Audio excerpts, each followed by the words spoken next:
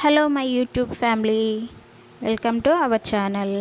న్యాచురల్గా hair growth oil ఇంట్లో ఉండే ఇంగ్రీడియంట్స్తోని ఎలా ప్రిపేర్ చేసుకోవాలో ఈ వీడియోలో చూసేయండి.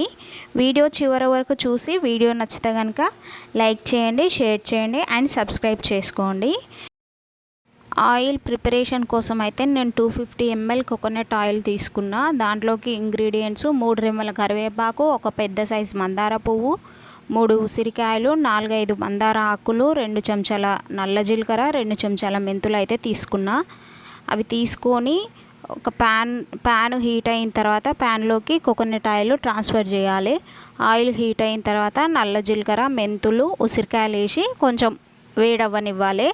అవి వేడైన తర్వాత కరివేపాకు, మందార ఆకులు, మందార పువ్వు వేసి మొత్తం ఆ ఇంగ్రీడియంట్స్ మొత్తం బ్లాక్ కలర్లోకి వస్తుంది. ఆయిల్ కూడా కొంచెం కలర్ చేంజ్ అవుతుంది.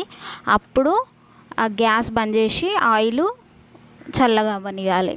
చల్లగా అయిన తర్వాత ఒక బౌల్లోకి ఫిల్టర్ చేసుకోవాలి. ఆయిల్ మొత్తం బౌల్లోకి ఫిల్టర్ చేసిన తర్వాత అది మొత్తం కూల్ అయిపోయిన తర్వాత గ్లాస్ కంటైనర్లో స్టోరేజ్ ఉంచుకోవాలి.